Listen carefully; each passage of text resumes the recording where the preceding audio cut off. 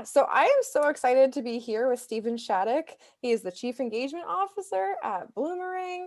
I can leave it to him to go into all the deets of how amazing he is and all of his all of his work over the last few years as a thought leader. And so, Stephen, I'm just so excited that you're here. Thank you so much for joining us today for this webinar. Anytime. I always love doing stuff with you guys. You guys put on great events and great educational materials for folks. So, and thanks to all of you for hanging out. I think we had like 300 people or something registered. So I know it's a busy time of year and there's a lot going on.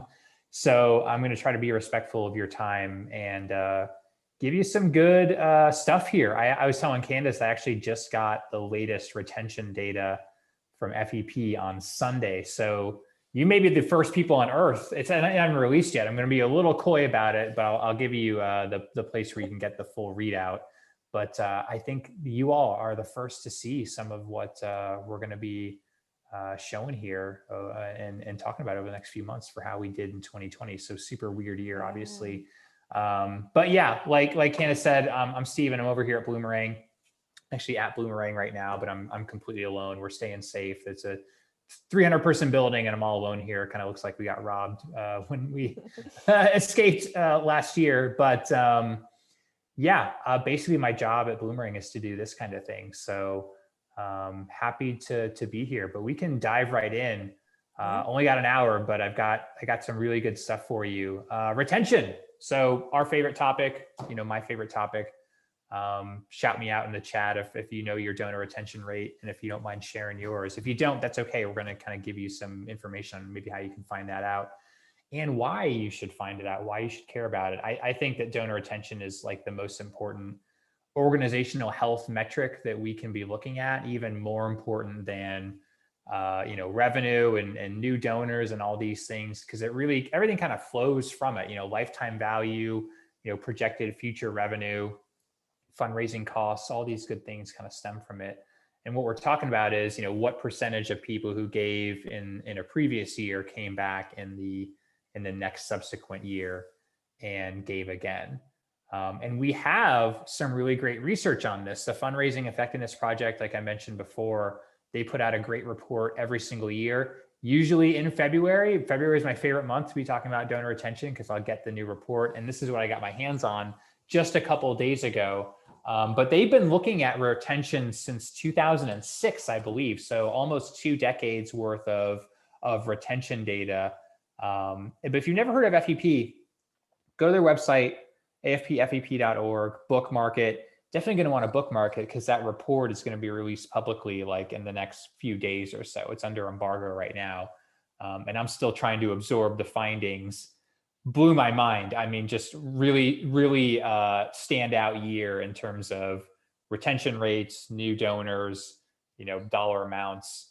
It's going to be kind of a bellwether year, I think. But if you never heard of FEP, really cool collaboration between AFP and the Urban Institute, as well as many of the leading donor management CRMs that are out there. So Bloomerang, Donor Perfect, Neon, and now a newly added partner is Giving Tuesday. So we're collecting data from all of those sources. And now it's like over $9 or $10 billion in annual transactions that FEP collects. It's all anonymized, so we're not like sharing anybody's personal data or anything like that. But we're basically sharing, okay, how well are our customers doing at retaining donors from one year to the next? So got almost 15, 20 years of data. These are the retention rates going into 2020. Average donor retention rate, 45%. And this is a number that basically hasn't changed for as long as we've been looking at it. Usually low to mid 40s, sometimes it's 43, 46, 44%, depending on the year, but doesn't change that much. On average, we're losing a little bit over half of all the donors from one year to the next. So that's a good number to kind of compare yourself to. Like if you're using Bloomerang, you log in and it's on your dashboard. But if you're using other CRMs, you should be able to get that from just a couple clicks in a report. That number hasn't changed, right? It's kind of like that 2% of GDP that just stays that way every single year. But metrics that do change and have been changing and did change in 2020 are the first time donor retention rates and that repeat rate. So people that have given multiple gifts, are they coming back again in the subsequent year and giving? The first time donor retention rate, only 20%. So we lose about 8 out of 10 of all the brand new donors who give to us every single year. So someone gave their first gift in 2018, their one and only gift they've ever given. Only about 20% of those people came back in 2019 and gave again. And you'll see a little later that this is a rate that has been dropping pretty steadily over the last 5 years. But the good news is if you can get a repeat gift, you can get a second or third, 10th gift, whatever, those rates almost triple, or more than triple, I think. If my arithmetic is correct, is eyeballing it to 61%. So the longer someone gives, the higher their retention rate, right? Which is pretty common sense. But that first hurdle is that first gift. If you can get a second gift from a donor, you're on the path to really good lifetime value from that giver. But it's hard, and it's not a foregone conclusion that a first time donor will give that second gift. So I've got some specific advice for you on the first time side, as well as the aggregate, all of your donors, all of them wrapped up, being around 45% as the national average. Can we get that number to 50, 55%? And if so, what impact does that have on our revenue? Really positive impact, kind of spoiler alert there. So what we want to do is move people, kind of across the spectrum into multiple gifts per year, and then certainly multiple, consecutive gifts or multiple years of giving. But that first time donor retention rate, this is one where we're a little concerned about at FEP. Back in 2015, it was around 25%, but has been steadily falling. And I have seen the 2020 data, and I've been predicting this for the last few months, and ended up being correct. Is we're going to be in the teens for first time retention rate looking at the 2020 year. Now, couple theories on this, and these are pure theories, and I'm not going to give you a lot of just my random opinion in this presentation. It's going to be a lot of data and case studies and things like that. But what I think is happening here is that a good thing, which is it's never been easier to become a donor, right? You can give gifts through your mobile device very easily. You can click give on Facebook and be done in like 2 seconds. The rise of crowdfunding and peer-to-peer and online giving in general, that's all really good. And the cost per acquisition is typically lower in those channels too. I think the trade-off that what we're seeing is that because some of those modes of giving are very transactional, it can be hard to steward those donors. And there may not be much of a connection between them and your cause, right? They see something on Facebook, oh, their buddy is raising money. Yeah, I'll donate to that. But I may not have even really caught what the charity was or really have any connection to them. So it's a little bit of a double-edged sword. And why I'm going to suggest some certain things to you in terms of communication, segmentation, personalization, so that you can start to talk to these people in a little bit of different ways. And specifically what you should do with brand new donors. I've got some specific research that we did at Bloomerang that I think will help you increase this number. But yeah, 2020, we're going to be in the teens for the first time ever, which is a bummer, but there were some really good positives in the 2020 report that I'll talk about here in a second. Similarly to that 45 average kind of all donor types put together retention rate, the repeat donor retention rate, so this is people that have given for multiple years prior to the year being looked at, also steady, low 60s. Again, once you get someone in that kind of repeat method of giving, they're giving every single year, they're giving multiple times in a year, maybe they give monthly, that helps this rate as well. Pretty much got them, right? 6 out of 10 times they're going to keep sticking around. But again, it's not 100%, so there are some things you do want to pay attention to. Now, this number also dropped a little bit in 2020, not too bad. And we're going to talk about that a little bit. But I think the main takeaway here is once you get them, once they've been giving for years, it's kind of hard to lose them unless you really alienate them, or maybe they pass away, they move. We're going to talk about those things as well. The recapture rate, so this is the percentage of people who, after lapsing, right, so they miss a year or two since their last gift, this is a percentage of people who come back after missing a period of time in their giving. So really low, right? So once someone stops giving, it's kind of hard to get them back into the fold. They stop giving for a reason.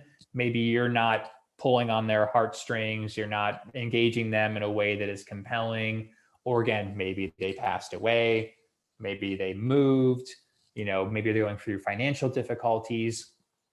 In any rate, once they're gone, really low, so about 4%. But in the 2020 research, this was surprising to us. This number jumped back up by a couple percentage points. So in 2020, we were able to get some of those lapsed donors to come back in. And I was surprised by this when I read it on Sunday, but the more I've thought about it since then, it actually kind of makes sense to me, right? 2020 was a tough year. We were probably all very active. We had new needs. We had a greater, services that we wanted to provide. And perhaps that was compelling to some people that, for whatever reason, didn't give in 2019 or maybe for a little bit in 2018, but they were sort of enticed to come back and like, oh, wow, this organization, I've given to them. They seem to really need some help right now. And we were able to grab some of those people. So that was a shining point in the research. But again, when you download that at afpfep.org, hopefully later this week, if you sign up for the email notifications, or if you follow me on Twitter, like you'll see it, and you'll kind of see how that was broken down. So good job to us, improve the recapture rate, especially after a 5-year decline. In general, what I saw in the recent report, I'm going to be a little coy about it because it hasn't come out yet, but I'm going to give you all a preview. All those retention rates dropped, but that recapture rate came up, like I said.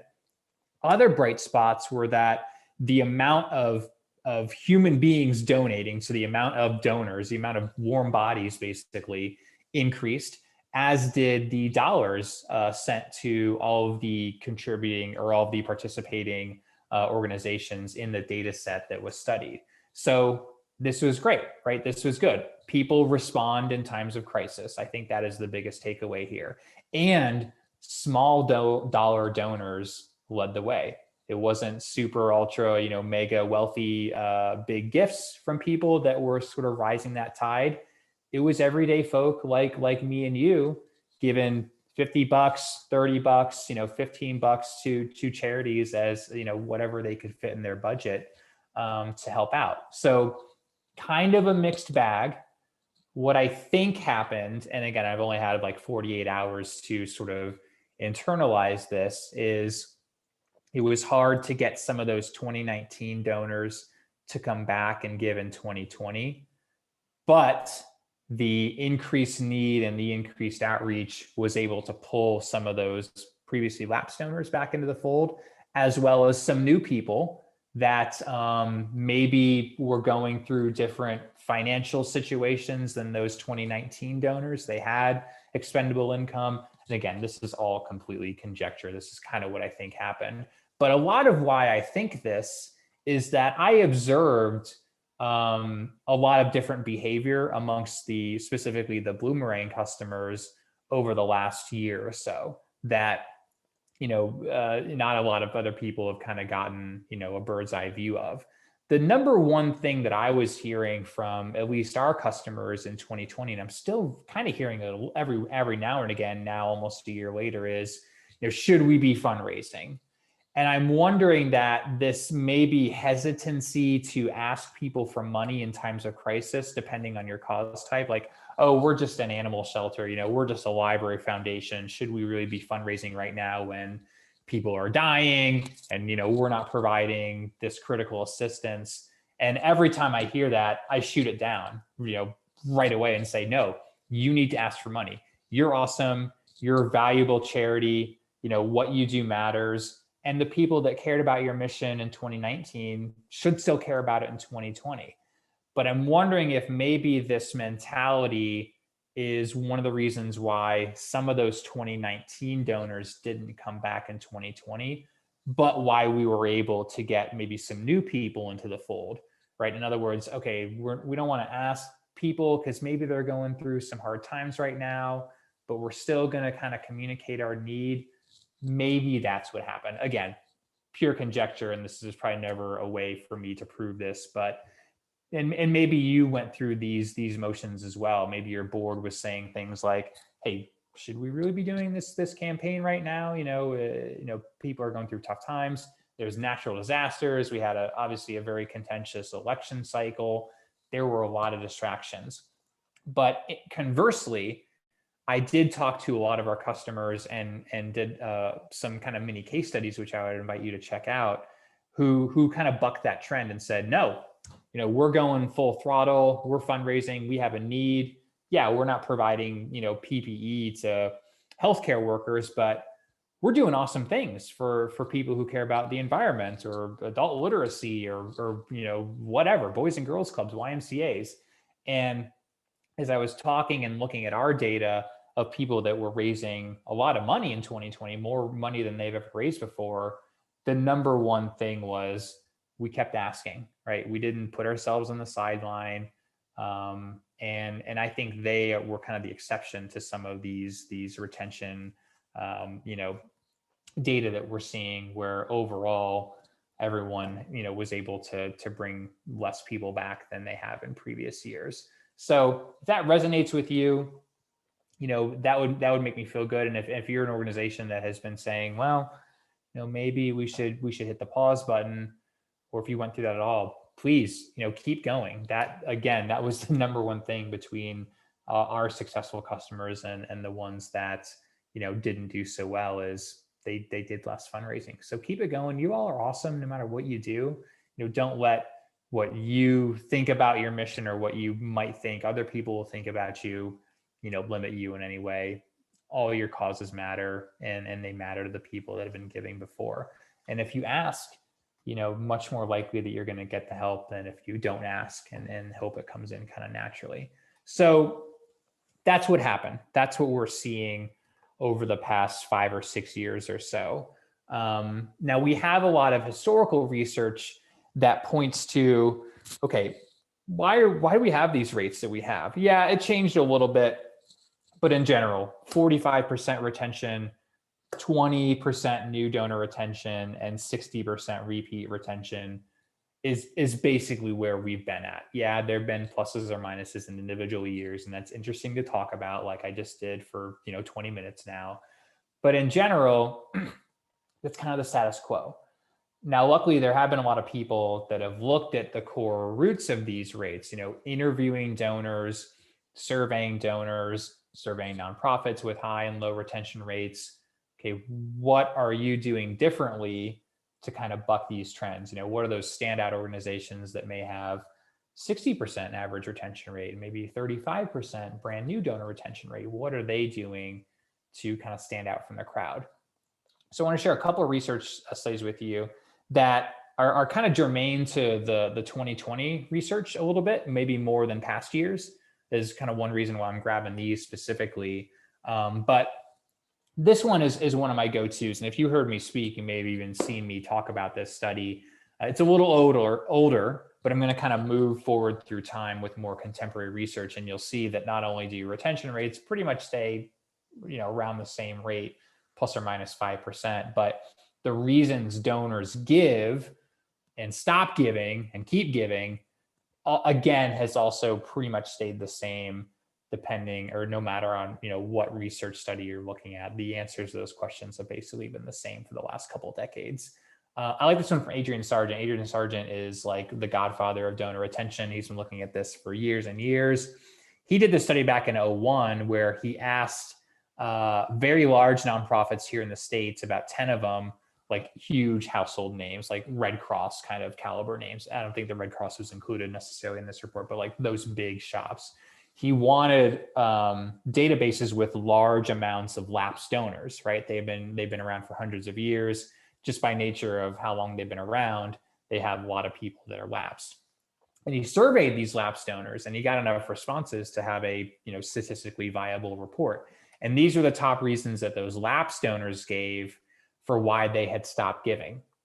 And again, if you look at any donor loyalty research, the percentages may change a little bit, but these are usually the reasons that you hear from these people. I just kind of like this one because I like Adrian, and I think the methodology was pretty solid here. But this top one really made me think of 2020. 5% thought that the charity didn't need them. So again, if maybe in 2020 you put yourself on the sideline and said, hey, we're not a life critical nonprofit. Let's let the other ones, kind of take the lead here. This happens. It doesn't just happen in 2020, but it happens certainly in 2001, at least when this was looked at. They didn't think that their donation was needed. Maybe they weren't asked at all, or maybe they weren't asked in a super urgent or compelling way, so they stopped giving. 8%, and this is a topic we're going to talk about quite a bit going forward here before 3 o'clock, is donors want to know how their donation is used, right? They kind of see it as an investment, and they want to know, okay, what impact is this having? Who are the kids it's helping? Who are the animals it's saving? What's the progress on the research you're doing? Whatever that thing is that you do, tell donors. You can't tell these stories enough. We're going to look at some other donor loyalty research again that corroborates this. People like to know, what's the impact, right? What are they doing through the work of the nonprofit? So tell those stories. People love it. And especially important in times of crisis, especially if your services have changed, right? I'm guessing more than a few of you did the dreaded pivot. I'll try not to say pivot too much over this hour, but if you did that, people are going to want to know about that, especially if maybe they gave to something and maybe it was used for something else. That's a little bit of a particular instance, but tell people, they want to know what good work you're doing out there. 9% had forgotten they had given. Again, maybe they weren't asked, maybe they weren't thanked. 13% had ever been thanked. So there's like 35, 40% right there, thanking, reporting on outcomes, storytelling, and asking. I think in general, nonprofits don't ask enough. We hear a lot about donor fatigue, which I kind of think is a little bit malarkey, to be honest with you. I don't think that donors are fatigued necessarily by the quantity of asks, but maybe the quality of them. Maybe not personalized, maybe not segmented. We're going to talk about those things. So, looking at the top half of this, it's at least a little bit controllable by us as nonprofits. And that 18% poor service or communication, kind of wrap up those first four bullet points into that one. So a lot of this is controllable by us, right? We're not going to get it to 100% retention. It's not possible. People pass away. People stop giving because they don't want to give anymore. They have financial difficulty. We can't overcome some of those things, but I think we can overcome thanking, putting emphasis on that. Not donor worship, that's definitely problematic. And there's a lot of way smarter people than me talking about those things. And you should listen to them if you see those conversations. But, not thanking at all, I don't think is okay. I don't think you're worshiping a donor by sending one little handwritten note when they make their first gift. But these things matter: the storytelling, the thanking, and keeping those lines of communication open. But what about the other side of the coin? More recent study that was done in 2011, but kind of looked at the other side, looking at loyal donors, interviewing loyal donors and asking them, hey, why do you keep giving? What do these organizations do well that keeps you around? Very similar answers. It's almost like the exact opposite perspective from Adrian Sargent's research, even though different data set, 10-year difference. Again, the psychology of the modern, kind of Western world, capitalistic society donor hasn't really changed. They want to feel like you're effective. And if you're telling stories and sharing those success stories and impact stories, they're going to think you're effective. And all of you are effective. I know that. You're all listening. You're all, nonprofits in good standing. You probably did 10 awesome things today. Did you tell them? Did you say, hey, Candace, thanks for being a donor. Just wanted to tell you a quick story about something awesome that happened today. And it's all because of donors like you. Thank you. Telling those stories, the kinds of things that you put in your newsletter, maybe that you wait for the end of the year for your annual report or for your annual gala, or, maybe you make a video for that. Ever-present storytelling in the thank yous, in the appeals, and then certainly in your stewardship pieces. Donors don't want to be caught off guard. That was the number 2 thing, which is a little weird from the rest of the reasons here, but donors don't like it when you suddenly ask them for a huge increase in giving when they've been giving maybe a modest amount. Donors don't like it when you don't honor their communication preference, or maybe when you suddenly start bombarding them with things when they haven't been receiving much from you. So making sure that what you're sending to people makes sense. I got some very specific, tangible ideas of how you can kind of mitigate number two here. But then the rest, they want to be thanked quickly. They want to feel like their opportunities matter. So are you surveying donors? Are you kind of asking them questions, not just about why they give and kind of what makes them tick, but how they feel about you as an organization, perhaps. Um, they want to feel appreciated. They want to know who's being helped. So again, there's 7 things here, but there's really only 3 or 4. The storytelling, the impact stories, are you effective? Who's being helped? Are you thanking donors? Do they feel appreciated? Are you trying to get to know them? Right. I think maybe on that first time donor side, we suffer a little bit of a lack of curiosity about our donors, perhaps. You get a brand new gift, someone you don't know very well. Are you reaching out, trying to find out, hey, why'd you give? How'd you find us? Those kinds of things. You may get some interesting information in the course of asking those questions. So how can we do this? And let's get into the kind of the tangible stuff that you can start taking action on now. Strong focus on first-time donors, right? That first-time donor retention rate is kind of a killer at 20%, right? If the cost to acquire that brand new donor is more than the gift they gave you, you need that second gift to have positive ROI. And I know it's hard to calculate an individual cost to acquire a donor, but maybe looking at it over the aggregate, you're going to need those second and maybe even third gifts to kind of recoup the costs. Not to mention, if they don't give a second gift and you're communicating to them and you're spending money on further marketing, you may even be digging that hole a little quicker. And again, common sense comes into play that if you only have time to steward a handful of donors a week, probably want to look at maybe people who gave you a little bit more. You want to retain those gift amounts, but we're going to kind of add some caveats to that going forward, just to make sure that maybe you don't overlook someone who could perhaps give more, even though that first gift might have been kind of modest.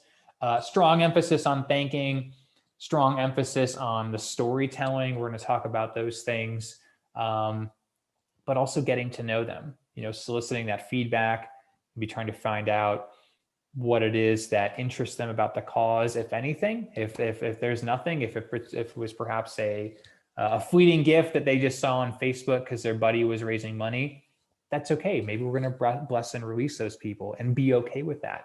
Not every donor do you need to bend over backwards to try to retain. And I'm the retention guy. I kind of feel bad even saying that, but it's true. We're going to pick and choose. We're going to be strategic with our time. I've got some really specific ways that you can look at that. I think the very best thing you can do, I've kind of alluded to it already, but let's talk about it specifically, is segmentation. I think that very often some of these retention rates are low because we kind of take a one size fits all approach with all of our donors, right? You have all of the people in Razor's Edge or Bloomerang or whatever you're using, and one person is a brand new donor, another person is a monthly donor, another person is lapsed. They all give different gift amounts. They gave through different channels to different campaigns, but they all get put in this one CRM, and then they all get the same thank you letter, the same newsletter, the same spring appeal. If you're doing that, I think you'll be better off maybe taking a little bit more of a personalized approach and seeing what impact that has on your retention rates. Now, whenever I talk to organizations that have higher than average retention rates, segmentation is something that comes up in basically every conversation. I really think this is the most tangible kind of tactical thing you can do to improve retention rates. And it's a scary word, segmentation. It's a mouthful, but basically all we're saying is we're going to talk to different types of supporters differently based on what kind of supporter they are. This is one of my favorite fundraisers, Heather Carroll. She's up in New York State in Skaneateles. She runs a public school foundation in Skaneateles.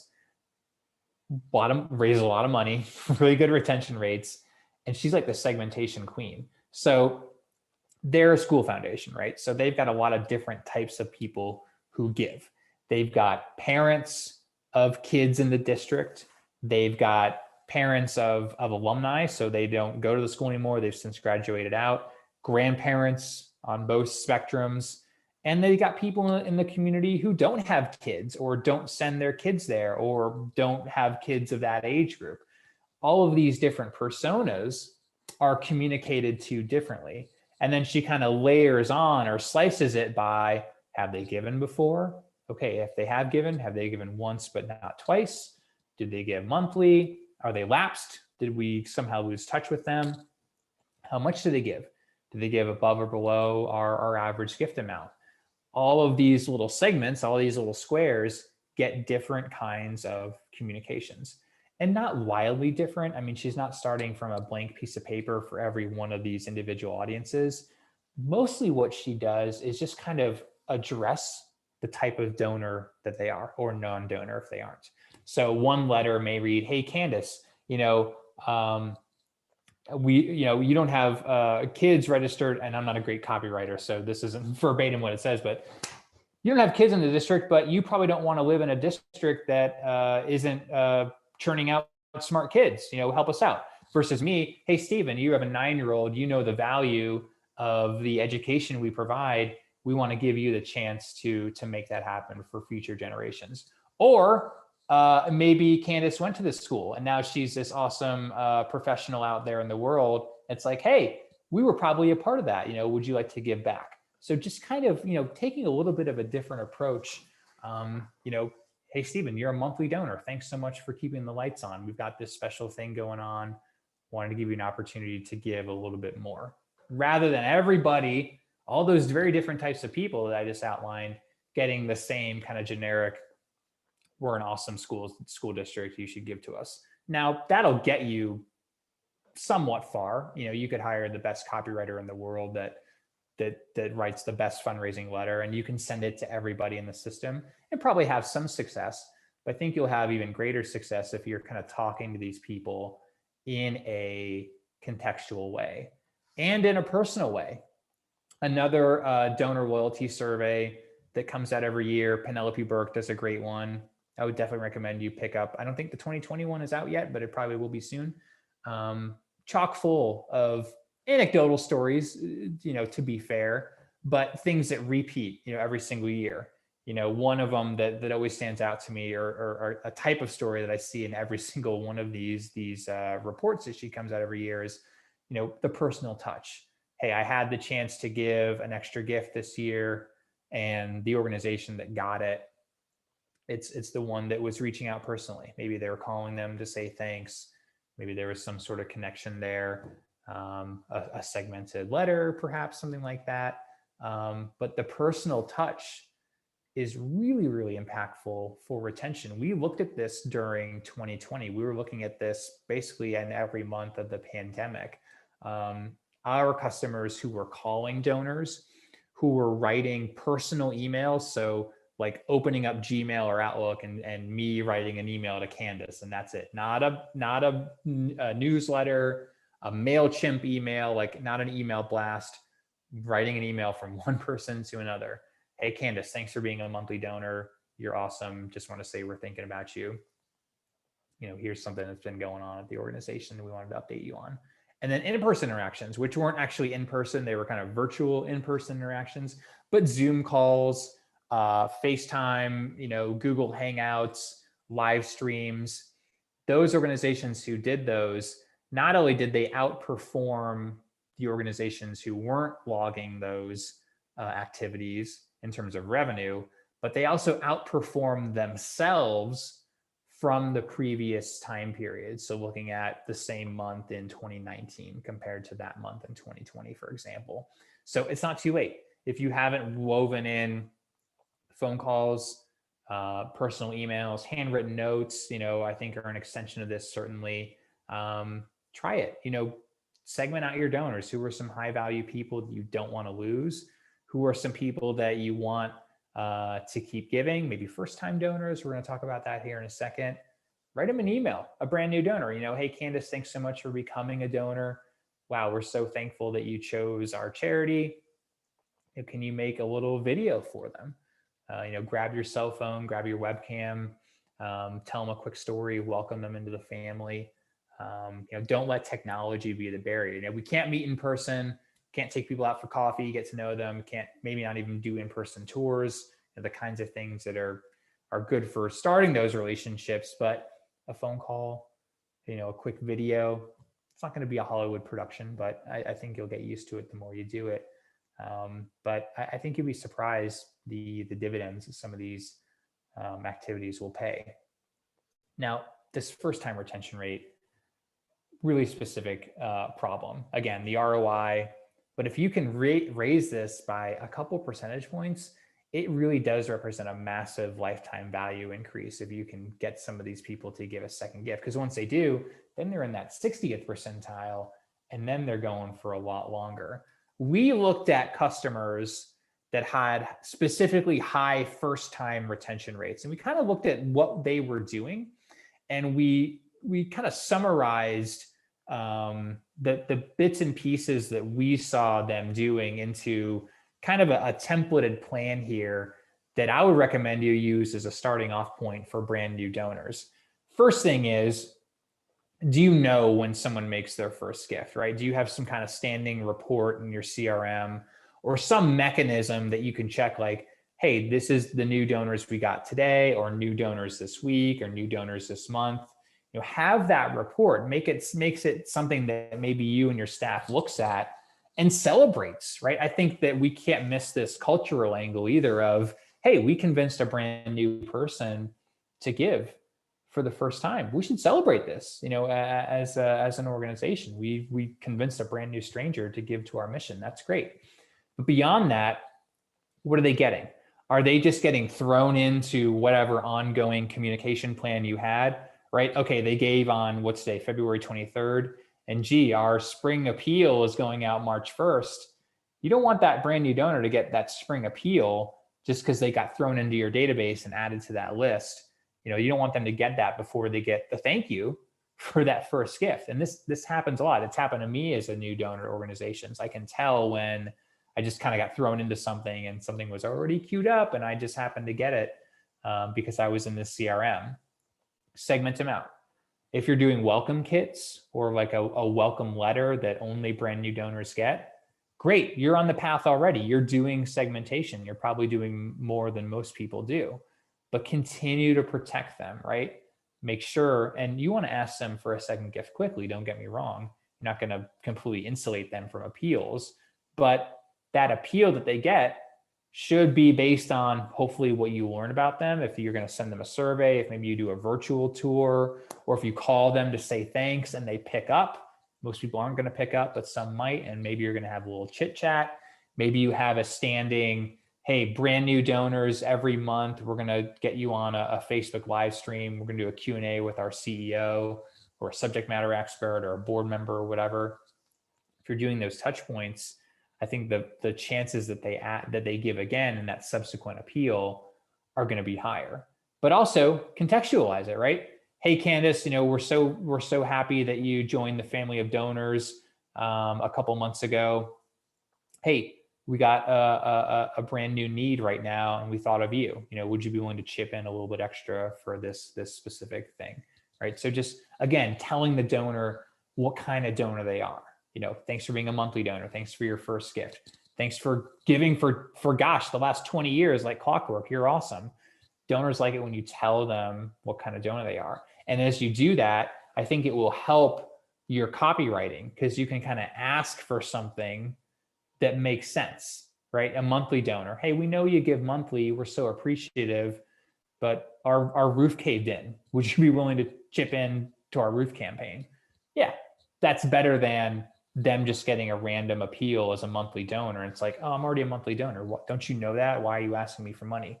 Tell them and then ask for something that makes sense based on what it is they have done in the past. If you get a brand new donation, they gave you $10 on Giving Tuesday a couple months ago. Maybe that subsequent appeal for a second gift is a monthly donor, right? Hey, Candace, thanks so much for your kind Giving Tuesday gift. So appreciative of that. We've been able to do great things because of our Giving Tuesday donors. Thank you. By the way, we have a monthly giving program. Thought you might be interested in that. It just so happens to start at $10 a month. You can keep the impact going all year. Would love for you to consider that. So again, not just a generic ask, but a sort of a contextualized one for what it is they did. But have a plan. Download this, move some things around, customize it based on what you do and what makes sense for you. That's cool. But carve out that time for a thank you call, a dedicated welcome kit or a letter. Get to know them. I love the virtual tour. Every month we're going to do this standing appointment for brand new donors. Maybe you take them out and do the field, or they see something that shows off what your mission does. I think that will pay dividends as well and be kind of an engaging thing for them to do. There's a lot of kind of anecdotal research floating around out there about calling donors, both positive and negative. There was kind of a negative study done a couple of years ago that I think really turned people off to calling donors. And we were curious about this at Bloomerang last January. So January of 2020, we did this research study and looking at our customers who call brand new donors versus the ones who don't. Does it make a difference? Does it, this other research that we see floating around, good or bad, or positive, negative, I guess I could say, who's right? Or, at least can we add to the conversation? And we found that wasn't a surprise to me because I've been telling people to call donors for years, but higher retention rates if you call a brand new donor, especially if you call them more than once between that first 90 days of their giving. A thank you phone call, stewardship phone call, getting to know you. Hey, just wanted to give you a name and a voice if you ever had any questions. And voicemails are okay. We do not differentiate between voicemails and people who picked up. It was just purely calls logged. So higher retention rates went from 33% to almost 60% if they get a couple phone calls. That's pretty massive to have a 58% first-time donor retention rate. That's really good. That's way higher than the national average. They got the gift sooner than people who didn't get called but did give a second time. Went from 261 days to 53 days, so less than 2 months giving again. Again, if they're building their relationship, saying thank you phone calls are rare. I mean, I in my life have probably gotten less than I can count on one hand. It does really stand out. And that second gift was higher. You went from about $50 to $100, so they give more. Make some time for our folks. Now, you're not going to get a phone number from every brand new donor, and we are not recommending that you go out and try to find their phone number or like call their employer, or you don't have phone books anymore. You probably couldn't do it if you wanted to. But for the ones that you do get a phone number, right? If someone gives online to you, for example, and you ask for a phone number, but it's not required and they give it to you and it's their first gift, I'd call that donor. That they may even be expecting it, right? That's sort of an implied invitation to call them. And if they don't pick up, voicemails are great. And if they pick up and say, hey, this is great, but I don't want to be called again, fine, honor it. That's okay. Have your board members do it. I mean, Penelope Burke, that was that research. She found that board members are really good people to do this as well. Farm it out to them. Make a call list. Hey, brand new donors this week. Here are the people in that list that gave us a phone number. Maybe it's 3 or 4 a week. You could probably get to those, before faster than you could eat lunch or something. Make some time for it. Massive, massive dividends, at least according to our research. And this is tens of thousands of users here. Try it for yourself. If you don't believe me, I think I think it'll be good for you, and it's fun, right? And you'll get used to it. You'll get better at it the more you do it. Start with a script, but you can keep it casual as you go along. Quick. Hey, Candace, thanks so much for your gift. Notice it was your first gift. Just wanted to say an extra special thank you. We'd love to get to know you, or if you have any questions, I'm here to answer your questions. Call me anytime. Click. Easy. Video, if you're maybe a weirdo like me that you're comfortable on video, that's good too. Shoot it off to them in an email if you don't get a phone number. that could maybe be a way to do something like this if you don't get a phone number. But if you're doing a welcome kit or a dedicated brand new donor letter, great. Again, tell them what kind of donor they are. Thanks for your first gift. Thanks for being a monthly donor. Love to have you in for a tour. Love to get to know you. Tie it to the mission. This is a great welcome kit I got from a school here in Indy. Thanks for your first gift. Again, telling the donor what kind of donor they are. And they tied it to the first experiences of the students. I thought that was really genius. First day of school, first field trip. Smart. You're making a connection between the donor and the service recipient, and the organization is kind of in the background, right? That's what it's all about. The donor is giving to help the kids or help the environment or whatever it is you do. A handwritten note, just something to show that, yeah, it is dedicated to brand new donors, but you didn't just spit it out of a printer and mail it in 2 seconds. P.S. Thanks a lot. I'm here if you ever have any questions. We're grateful for you. Smiley face. Just something to show that you spent a little bit of time on it, and send them something. Maybe send them your recent newsletter that they are going to have to wait for a couple months to get. Maybe there was a clipping, or you paper clip a photo of a service recipient. Just a little something to make it maybe a little refrigerator or mantle worthy. But again, do this for brand new donors. Welcome them. Kind of make them feel like they've joined a little bit of an exclusive club.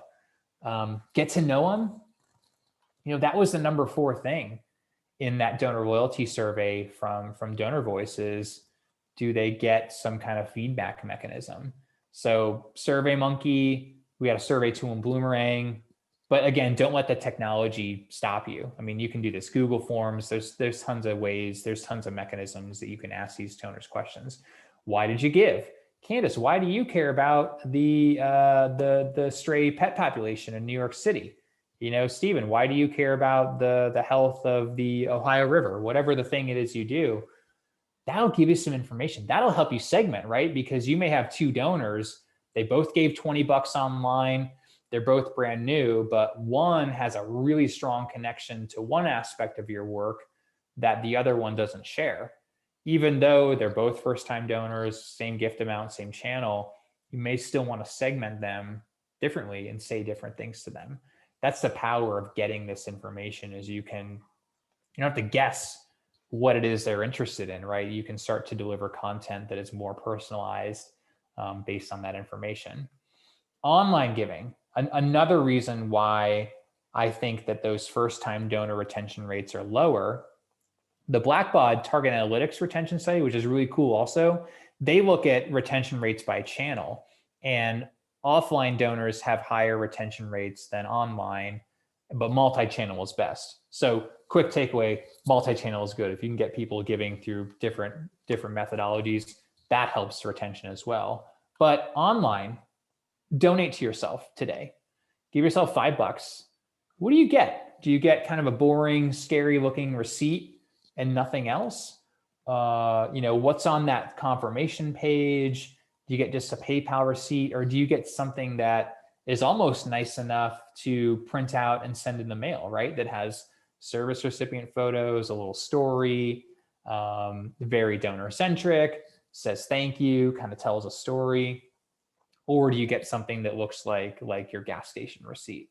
And this is kind of nitpicky. I know this may seem like kind of small potatoes maybe, but compound that with all the other touch points that the donor is getting from you. And if they're a first-time donor, this is a really nice first impression versus something that is just kind of scary, actually. I mean, I get these receipts when I donate, and it's like, oh, whoa, this didn't even say thank you, right? But a nice thing, service recipient photos, give them something to do. Hey, go to our website, watch this video, check us out on social media. We talked about this last summer, Candace, in your awesome summit that you guys did. Employee matching gift opportunities, a survey, give them something to do. But look at this for yourself. This may be completely out of sight, out of mind. And if you get a brand new donor giving online, that scary, boring receipt may be the first thing that they ever get from you. So do this.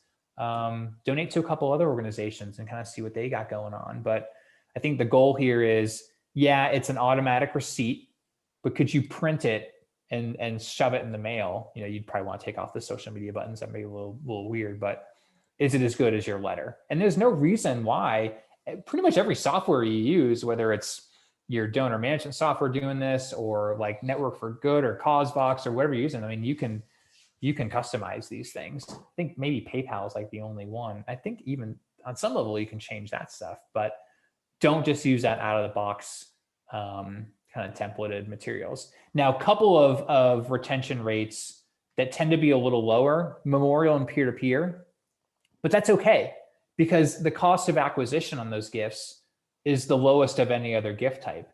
They're great channels to raise money through. My advice there is, again, don't just lump these people, and CauseVox has been, I mean, the banner carrier of this advice for years and years, is don't just treat them like everybody else. Segment them out. Thanks for giving to that peer-to-peer campaign. It was great success. Thanks for helping your friend out who was doing the 5K marathon or whatever. By the way, this is the charity that it was supporting. Maybe have the acknowledgement come from them. Don't just swoop in and act like these are your best friends. They may not even know you yet. So again, the segmentation, again, with first-time donors, very similar. How you talk to peer-to-peer donors should look, and we could talk about this topic for hours and hours, and I would love to, but I'm almost out of time. Have a plan for them.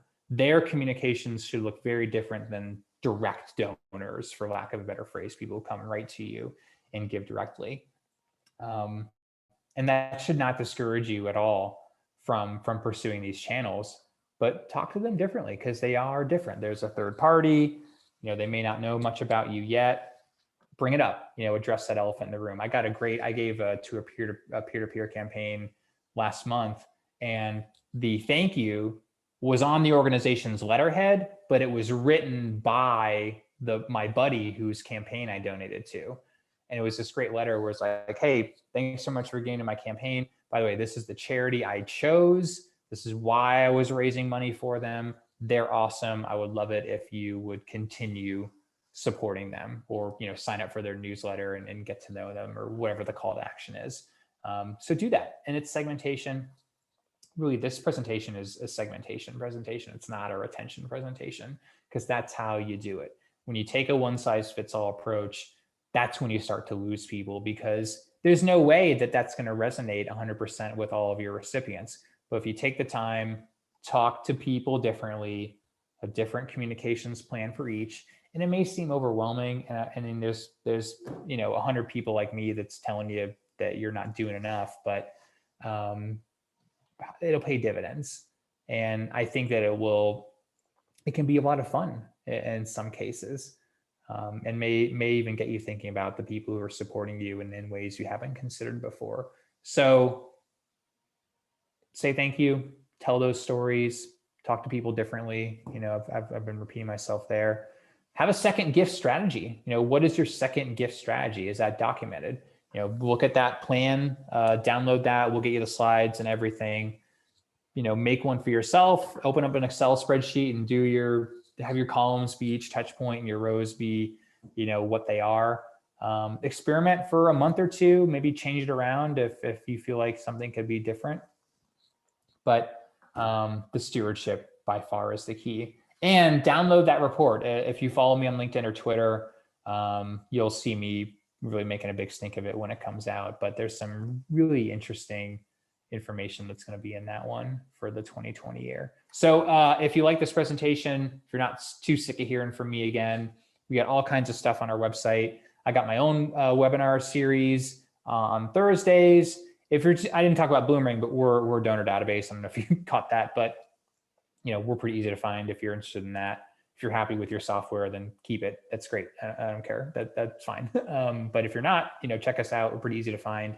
And I've got all kinds of ebooks on all the different kinds of things we talked about here. So yeah, Candace, are there any questions? I think there are. I've been seeing the pop up, but I was hiding the chat. So yeah, there's been a bunch of great questions. Thank you so much, nice. Stephen, for going into all of that. It's always so insightful to just learn why donors are leaving and, therefore, how you can actually engage them and make them want to stay. Yeah. So I think this was, yeah, thank you so much for sharing all of Anytime. your insights. So good. I put a bunch of the links that you were sharing in the chat. So for those who want to take a look at Bloomerang, your resources, or also get a demo, you can take a look at those links in the chat, and that will also go out in tomorrow's email. Nice. And so for all of you who are with us, we're going to spend a few minutes going over your questions. And just wanted to let you know that today's webinar is hosted by Cosvox, and Cosvox is a digital fundraising platform. So if you need something to run your fundraising on, feel free to check us out as They're well. really awesome, by the way. I'm allowed to say it even if Candace isn't. Thanks. I think so too. So you can always check us out at cosvox.com and reach out to me if you have any questions or would like to get a demo. I'd be happy to sit down with you and talk about your fundraising. Okay, great. So lots of great questions. One of the ones that just came in was from Joanne, and she says she has lifetime members of their organization. So they paid for their membership, but they have not given since. How do you get these people who are lifetime members to give again? Yeah, members is hard. Like we run into this a lot. I know it's not quite the same, but with YMCAs and other membership groups, what I've seen work, and this may not totally apply to you, Joanne. If it doesn't, just email me and we can keep talking. But if the membership dollars don't cover, all of your costs, the members may not realize that. This was my experience in getting to know some of the YMCA chapters. Is the donor dues don't cover a very big percentage of their operating costs at all, but their members don't know that. So it may be just a matter of communicating like, hey, thanks for being a member. That's awesome. We love you. It doesn't cover all of our bills. Like public radio does this. It's the same kind of challenge. I think maybe just educating and communicating that, and then kind of bridging the gap of why it matters, how it will benefit the community or whatever it is that you do. It may just be, I think maybe the first step may just be educating those people, but always lead with a thank you. You're a member, thank you. That's awesome. You're great. You may not be aware, but it doesn't cover, and I've seen that again. That's kind of the public broadcasting and kind of YMCA, method of doing it. And hopefully that applies to you, but if it doesn't, just email me and we can keep talking. But yeah, let them know if there's a need. I think in general, looking at some of that donor loyalty research, a lot of times people just aren't aware that there's a greater need, and tell them. And if they say no or don't answer, that's okay. But more likely that you're going to get a yes if you ask than getting a random gift without asking. Yeah, absolutely. Cool. Yeah, there's so many great questions. I'm just gonna pull Email out a me few. if we don't get to Yeah, them. yeah, we might not get to all of them, but definitely email Steven. And if you have any questions for me as well. And yeah, there's one of our attendees asked, how do you attain the segmented donor information or the information to segment your donors, other than maybe a donor survey like you mentioned? Yeah, there's the CRM is going to be your best buddy there. I think if you just have a CRM, frequency is probably going to be your best segmentation. I think probably any tool you're using should be able to tell you how many gifts they've given, right? They've only given once, they give monthly, they've given year over year. That's probably a good starting point. Then gift amount, similarly, you're probably going to know how much they've given. So I would do that. And then maybe channel or campaigns that they've given to if you're collecting that information, like if they gave online versus a check, or cash in an event, or just the ticket cost for an event which was converted into a donation. Those things can get you started. Wealth screening tools, there's tons of good ones like Donor Search and iWave, and there's a lot of good ones that could be interesting to layer in. Okay, here are donors who kind of look the same, but this one, we did wealth screening on all of them. This guy seems to have higher capacity. This gal seems to have high capacity. Maybe we would want to ask different amounts in that subsequent ask for them. or spend some more time stewarding maybe those higher capacity folks. But the CRM is really your best friend. So frequency, gift amount, channel, campaign, and then if you also want to layer in well screening, I think those will get you started for sure. Yeah. Yeah. Okay, great. And I saw actually earlier when we just kind of opened it up for what people were looking to learn, a few people had mentioned about specifically retaining donors who gave to a specific COVID related initiative. So Yeah. any tips for those like kind of more specific gifts? Yeah, that's going to be hard, right? Those new donors we got in 2020 who gave to a COVID specific purpose. And then if we are kind of pivoting back to normal, again, it's just going to come down to communicating that, starting with a thank you. Thanks for giving. We were able to do these great things. We're kind of getting back to normal, or this is the new need. Create that urgency, tell what it is you need and why, who it's going to impact, who it's going to help, and then make the ask. But again, lead with that thank you. Thinking of that number two reason, which was, donors don't like to be caught off guard. That's a real trap you could fall into of catching them off guard. Like you've been communicating all these COVID things, they gave to a COVID thing, and then suddenly your communications pivot and there wasn't sort of a heads up or some sort of transitional message. Add those things in and explain why that is happening. And, again, weave in those success stories. Here are the people that we've been able to help. Here are the people that we want to help in a different way. And we would love for you to contribute to that. But lead with the thank you. I think that's the main thing. Yeah, absolutely. Yeah, it's like when people feel thanked, they're like more interested in hearing Yeah. from you too. You're like, Yeah, oh, it is a absolutely. two-way street, Yeah. like it's not just me. Yeah. Not an ATM. Cool. So yeah, Nancy asked about basically she was saying that they have a small staff without dedicated development Yeah. team.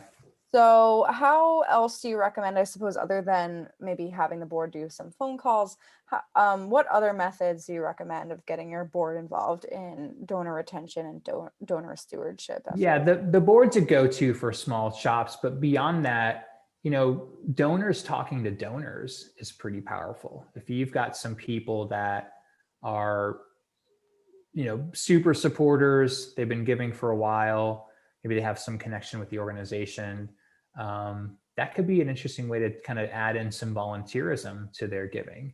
Would you as a donor be willing to call other donors to say thank you? That's powerful. And I think that's why it's also powerful for the board to call, because they're not employees, right? They're volunteers, but they believe in the organization.